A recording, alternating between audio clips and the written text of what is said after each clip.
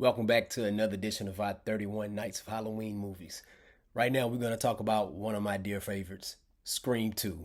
Man, I can remember it just like yesterday, like the vibes and the whole aura that was going on when this movie came out. Because the original one, Scream 1, was so awesome, we couldn't wait for a Scream 2. And I was shocked that it came out literally a year later. You know what I'm saying? But that was cool. You know what I'm saying? Because still bobbing off the hype of the first one. And it's like, man, can you imagine if they do a sequel? And the sequel, oh man, it see what threw me off a little bit because the villain in the first one wasn't established as a supernatural villain. You're like, okay, so how are they gonna be able to do this? You know what I'm saying? But anyways, the second one the second one, Scream 2, follows the character of Sidney Prescott, played by Neve Campbell, along with other survivors of the Woodsboro massacre in the fictional Windsor College in Ohio, where they are targeted by a copycat killer using the guise of Ghostface. Like its predecessor, Scream 2 combines the violence of the slasher genre with elements of comedy, satire, and whodunit mystery. You know what? That right there is like one of the favorite parts of this movie, the whole whodunit thing. Like, the internet existed back then. I wasn't on the internet as much back then. The only time I was on the internet, unless well, I think it was rare. It's pretty rare, but I wasn't looking up movie stuff. I'm glad I wasn't because some people were exposed to spoilers. All right, now a lot of those spoilers they released a lot of leaked scripts that was fake scripts, which was a good thing. But the thing about it is, you don't want nobody telling you what's going to happen in a Scream movie, especially when you haven't seen it. Even if you already have seen it, be quiet. Shh, shut your mouth. All right. Everybody want to relive this experience over and over again.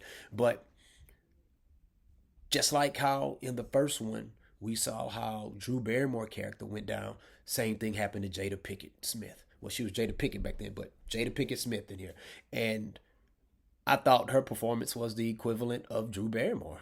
I mean, now her scream, I think hands down in this movie, I think Jada Pickett Smith had the best scream out of all of them. The best scream. It was like that one. It's like you felt the pain of it. You know what I'm saying? You know how somebody can say something and you can feel everything they say to the point, like even though they saying it verbally, like it feels like you have that feeling. You're hurt with them.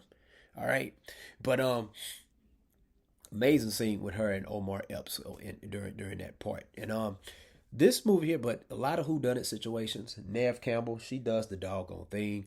I mean, this movie right here, like after her performance with this and combination of the first Scream movie, yeah, hands down, you gotta anoint her as a Scream queen, as one of the goats in horror movies. You have to, and I know it's two movies. Hey, you have to.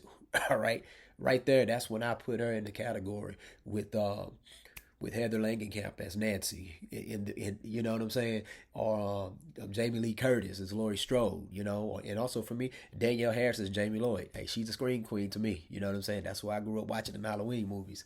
But this movie here has a lot of action. There's more kills, more jokes, more of everything. Everything you enjoyed in the first one, they pretty much multiplied it in the second one. They gave you more and more of what you wanted, everything. And so that's what made this a phenomenal movie. Movie was so phenomenal. Saw this movie 3 times at the movie theater. That's right, 3 times. You know, it's coming because it's just a man. It's just a brilliant movie. I love this movie, man. But let me see. You when you find out who the killer is, nobody sees that coming. Nobody ever saw that coming. If anybody tells you that they knew who the killer was going to be and his or her identity, they are clearly lying to you. They did not know that the first time. They did not. Okay, I was like 14 years old, about 14, 15 years old during that era. Nobody knew. They did not know. You know what I'm saying? Unless they went and saw some leaked stuff and it might have been one of the storylines that got leaked out, but they did not know. If they would have just watched the movie um, without any reading rumors and spoilers, there's no way they would have known.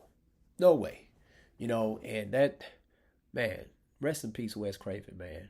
As you can tell based on the movies I review, I'm a big time Wes Craven fan. Wes Craven is probably my favorite horror director ever, man. But you know, you love Sidney Press, you love Neve Campbell's performance, you love David Arquette's performance. Love Courtney Cox performance. Like their chemistry is just like unparalleled, man. Unparalleled. I think was they married by the time they was on Scream too? I don't know. I know they started. Well, I don't know when they started dating, but um, their chemistry is amazing.